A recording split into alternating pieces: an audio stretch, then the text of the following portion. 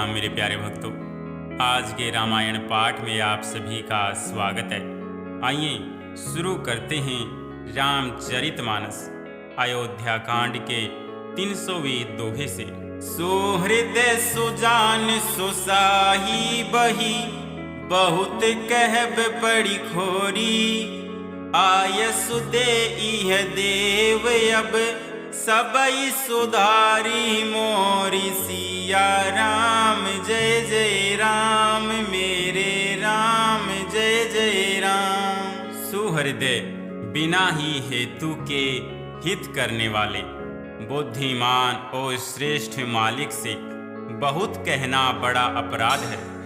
इसलिए हे देव, अब मुझे आज्ञा दीजिए, आपने मेरी सभी बात सुधार दी।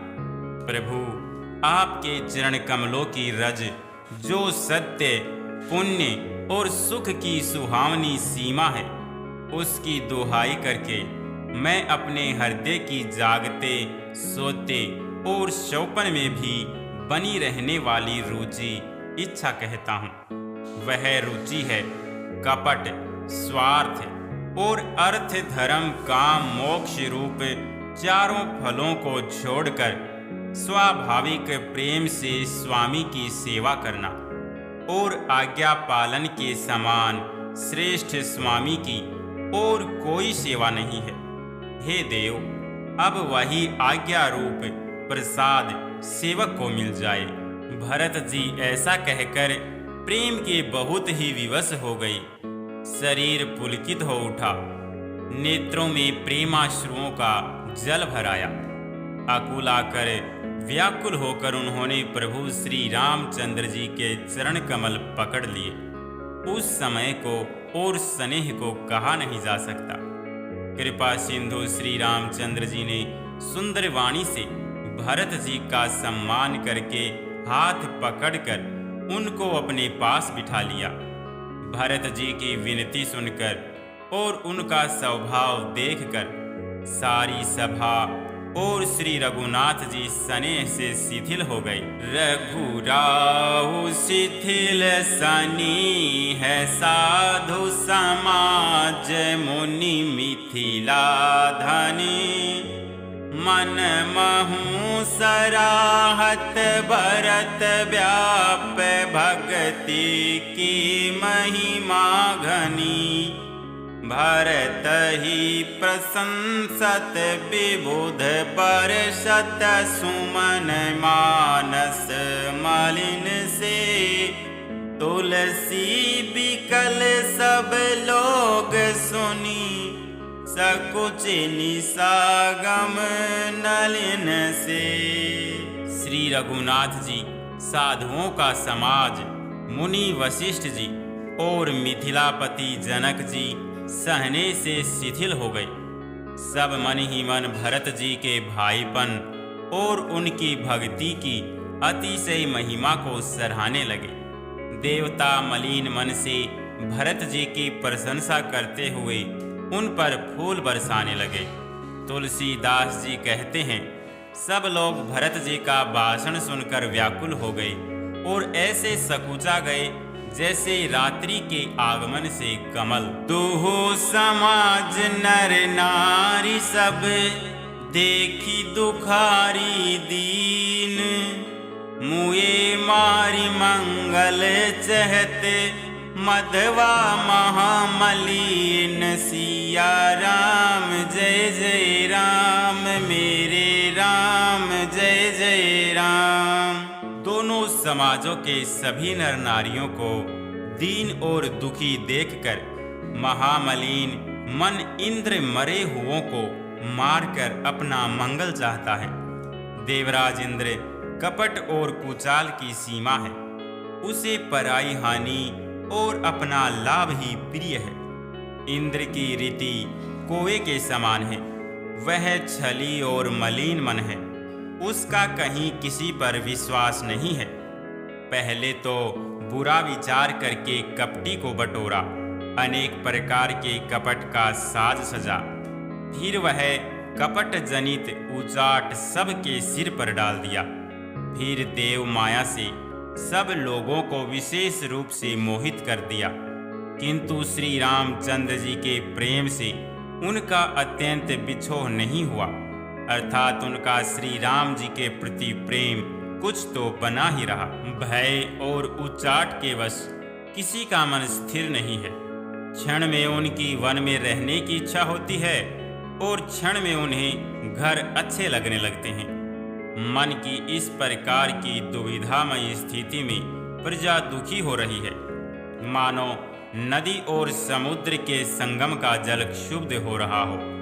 जैसे नदी और समुद्र के संगम का जल स्थिर नहीं रहता, कभी इधर आता है और कभी उधर जाता है, उसी प्रकार की दशा प्रजा के मन की हो गई। चित्त दो तरफा हो जाने से वे कभी संतोष नहीं पाते और एक दूसरे से अपना मर्म भी नहीं कहते। कृपा निधान श्री रामचंद्र जी यह दशा देखकर हृदय में हंसकर कहने लगे, कुत्ता, इंद्र और नवयुवक कामी पुरुष एक सरीखे, एक ही स्वभाव के हैं। पाणिनीय व्याकरण के अनुसार श्वन, युवन और मधवन शब्दों के रूप भी एक सरीखे होते हैं। भरत जनक मुनि जन सचिव, साधु सचेत बिहाई, लागी देव माया सब ही, जथा जोग जन पाई। सिया राम जय जय राम, मेरे राम जय जय राम। भरत जी, जनक जी, मुनिजन, मंत्री और ज्ञानी साधु संतों को छोड़कर अन्य सभी पर जिस प्रकार को जिस योग्य, जिस प्रकृति और जिस स्थिति का माया, उस पर वैसे ही देव माया लग गई। कृपा सिंधु श्री रामचंद्र जी ने लोगों को अपने स्नेह और देवराज इंद्र की भारी छल से दुखी देखा। सभा, राजा जनक, गुरु, ब्राह्मण और मंत्री आदि सभी की बुद्धि को भरत जी की भक्ति ने कील दिया। सब लोग चित्र लिखे से श्री रामचंद्र जी की ओर देख रहे हैं, सकुचाते हुए सिखाए हुए ये वचन बोलते हैं। भरत जी की प्रीति, नम्रता, विनय और बड़ाई सुनने में सुख देने वाली है, पर उसके वर्णन करने में कठिनता है। जिनकी भक्ति का लवलेश देखकर मुनिगण और मिथिलेश्वर जनक जी प्रेम में मग्न हो गए, उन भरत जी की महिमा तुलसीदास कैसे कहे। उनकी भक्ति और सुंदर भाव से कवि के हृदय में सुबुद्धि हुलस रही है, विकसित हो रही है, परंतु वह बुद्धि अपने को छोटी और भरत जी की महिमा को बड़ी जानकर कवि परंपरा की मर्यादा को मानकर सकुचा गई। उसका वर्णन करने का साहस नहीं कर सकी। उसकी गुणों में रुचि तो बहुत है, पर उन्हें कह नहीं सकती। बुद्धि की गति बालक के वचनों की तरह हो रही है, वह कुंठित हो गई। भरत बिमल जसु बिमल विदु, सुमति चकोर कुमारी, उदित बिमल जन हृदय नभ, एकटक रही निहारी। मेरे राम जय जय राम, सिया राम जय जय राम। भरत जी का निर्मल यश निर्मल चंद्रमा है और कवि की सुबुद्धि चकोरी है, जो भक्तों के हृदय रूपी निर्मल आकाश में उस चंद्रमा को उदित देखकर उसकी ओर टकटकी लगाए देखती ही रह गई, और तब उसका वर्णन कौन करे। भरत जी के स्वभाव का वर्णन वेदों के लिए भी सुगम नहीं है। मेरी तुच्छ बुद्धि को, चंचलता को कवि लोग क्षमा करें। भरत जी के सद्भाव को कहते सुनते कौन मनुष्य श्री सीताराम जी के चरणों में अनुरक्त न हो जाएगा। भरत जी का स्मरण करने से जिसको श्री राम जी का प्रेम सुलभ न हुआ, उसके समान वाम, अभागा और कौन होगा। दयालु और सुजान, श्री राम जी ने सभी की दशा देखकर और भक्त भरत जी के हृदय की स्थिति जानकर धर्म धुरंधर, धीर, नीति में चतुर, सत्य, स्नेह, शील और सुख के समुद्र, नीति और प्रीति के पालक करने वाले श्री रघुनाथ जी देश, काल, अवसर और समाज को देखकर तदनुसार ऐसे वचन बोले जो मानव वाणी के सर्वस्व ही थे, परिणाम में हितकारी थे और सुनने में चंद्रमा के अमृत सरीखे थे। उन्होंने कहा, हे तात भरत, तुम धर्म की धुरी को धारण करने वाले हो, लोक और वेद दोनों के जानने वाले और प्रेम में प्रवीण हो। कर्म वचन मानस विमल, तुम्हें समान तुम्हें तात, गुर समाज लघु बंधु गुण, कुसमय की मिकही जात, मेरे राम जय जय राम, सिया राम जय जय राम। हे तात, कर्म से, वचन से और मन से निर्मल तुम्हारे समान तुम ही हो। गुरुजनों के समाज में और ऐसे कुसमय में छोटे भाई के गुण किस तरह के कहे जा सकते हैं। हे तात, तुम सूर्य कुल की रीति को, सत्य प्रतिज्ञ पिताजी की कीर्ति और प्रीति को, समय, समाज और गुरुजनों की मर्यादा को तथा उदासीन, मित्र और शत्रु सबके मन की बात को जानते हो। तुमको सबके कर्तव्यों का और अपनी तथा मेरे परम हितकारी धर्म का पता है।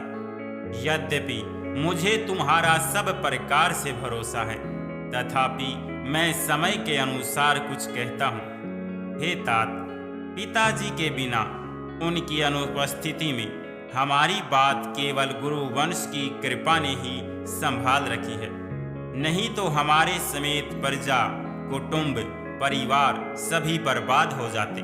यदि बिना समय के सूर्य अस्त हो जाए तो कहो जगत में किसको कलेश न होगी।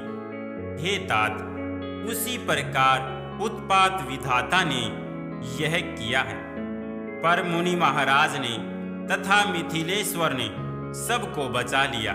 राज काज सब लाजपति, धर्म धरन धन धाम, गुर पर भाव पाली सब ही, भले हो इही परिणाम, मेरे राम जय जय राम, सिया राम जय जय राम। राज्य का सब कार्य, लज्जा, प्रतिष्ठा, धर्म, पृथ्वी, धन और घर, इन सभी का पालन, रक्षण गुरुजी का प्रभाव सामर्थ्य करेगा और परिणाम शुभ होगा।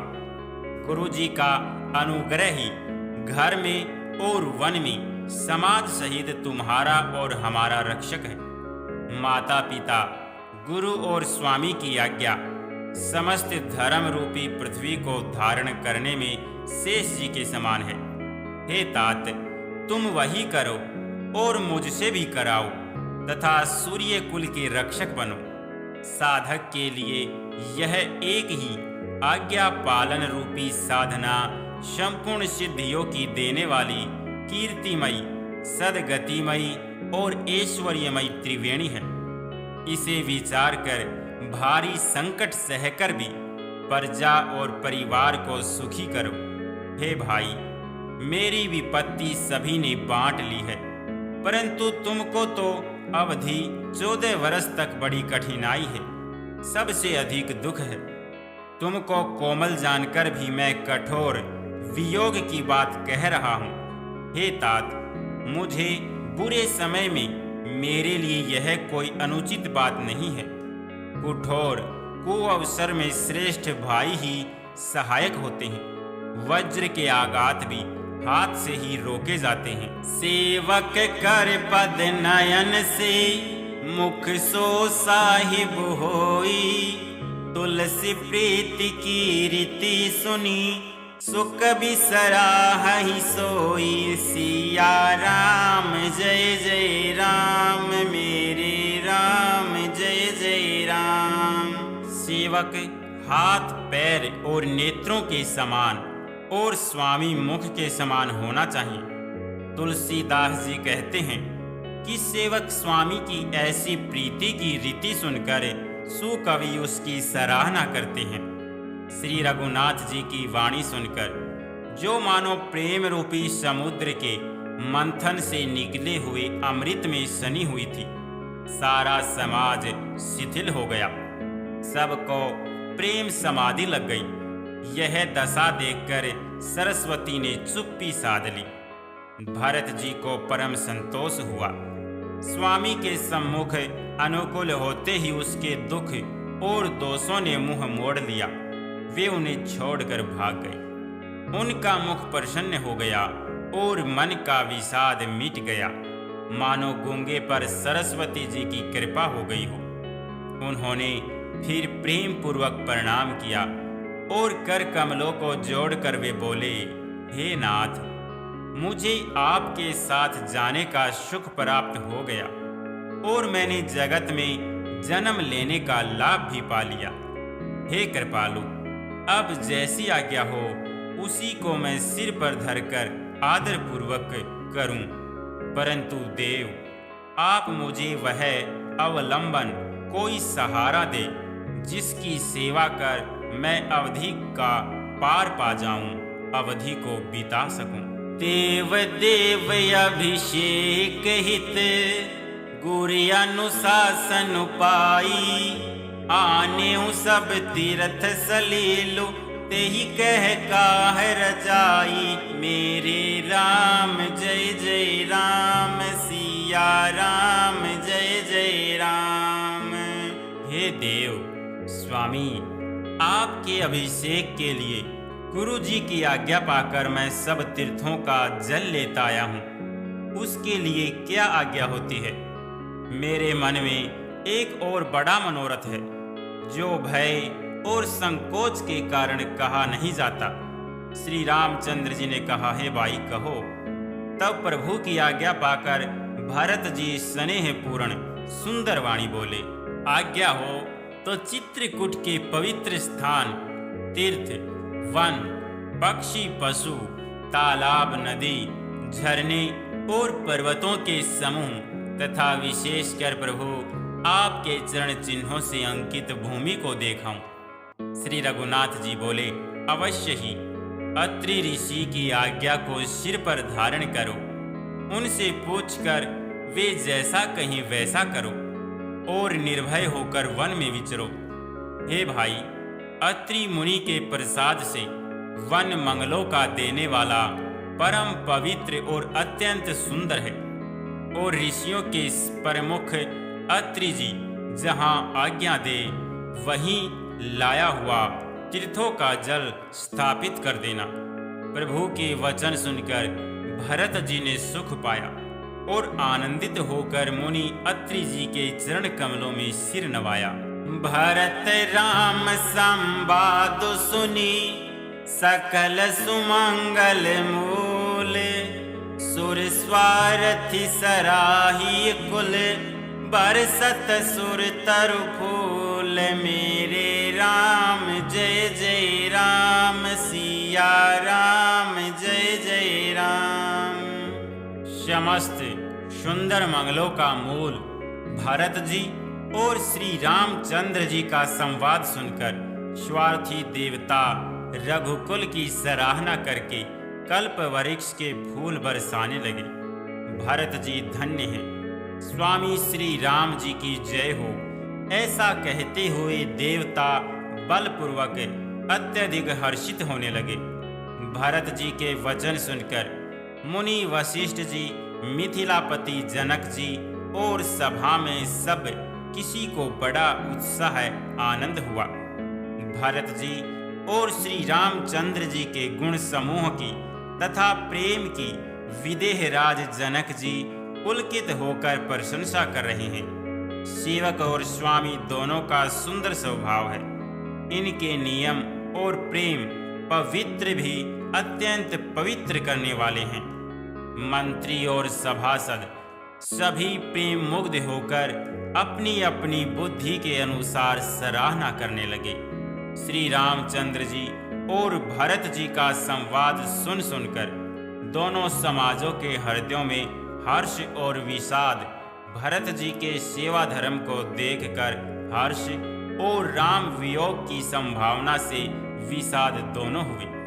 श्री रामचंद्र की माता कौशल्या जी ने दुख और सुख को समान जानकर श्री राम जी के गुण कहकर दूसरी रानियों को धैर्य बंधाया। कोई श्री राम जी की बड़ाई बड़कपन की चर्चा कर रही हैं, तो कोई भरत जी के अच्छेपन की सराहना करते हैं। अत्रि कहे तब भरत सन, शैल समीप सुकूप, राखिय तीर्थ तोयत हैं, पावन अमिय अनूप, सिया राम जय जय राम, मेरे राम जय जय राम। तब अत्रि जी ने भरत जी से कहा, इस पर्वत के समीप ही एक सुंदर कुआं है। इस पवित्र, अनुपम और अमृत जैसे तीर्थ जल को उसी में स्थापित कर दीजिए। भरत जी ने अत्रि मुनि की आज्ञा पाकर जल के सब पात्र रवाना कर दिए और छोटे भाई शत्रुघ्न, अत्रि मुनि तथा अन्य साधु संतों सहित आप वहां गए जहां वह अथाह कुआं था और उस पवित्र जल को उस पुण्य स्थल में रख दिया। तब अत्रि ऋषि ने प्रेम से आनंदित होकर ऐसा कहा, हे तात, यह अनादि सिद्ध स्थल है। काल कर्म से यह लोप हो गया था, इसलिए किसी को इसका पता नहीं था। तब भरत जी के सेवकों ने उस जल युक्त स्थान को देखा और सुंदर तीर्थों के जल के लिए एक खास कुआं बना लिया। देवयोग से विश्व भर का उपकार हो गया। धर्म का विचार जो अत्यंत अगम था, वह इस कूप के प्रभाव से सुगम हो गया। अब इसको लोग भरत कूप कहेंगे। तीर्थों के जल के संयोग से तो यह अत्यंत ही पवित्र हो गया। इसमें प्रेम पूर्वक नियम से स्नान करने पर प्राणी मन, वचन और कर्म से निर्मल हो जाएंगे। कहते कूप महिमा सकल, गए जहाँ रघुराऊ, अत्रि सुनायऊ रघुबर ही, तीर्थ पुण्य पर भाऊ, सिया राम जय जय राम, मेरे राम जय जय राम। कूप की महिमा कहते हुए सब लोग वहां गए जहां श्री रघुनाथ जी थे। श्री रघुनाथ जी को अत्रि जी ने उस तीर्थ का पुण्य प्रभाव सुनाया। जय श्री राम। मेरे प्यारे भक्तों, आज के रामायण पाठ को हम यहीं पर विश्राम करते हैं। मिलते हैं कल के रामायण पाठ में। और हाँ, आज का पाठ आपको कैसा लगा कमेंट करके जरूर बताएं। जय जय सिया।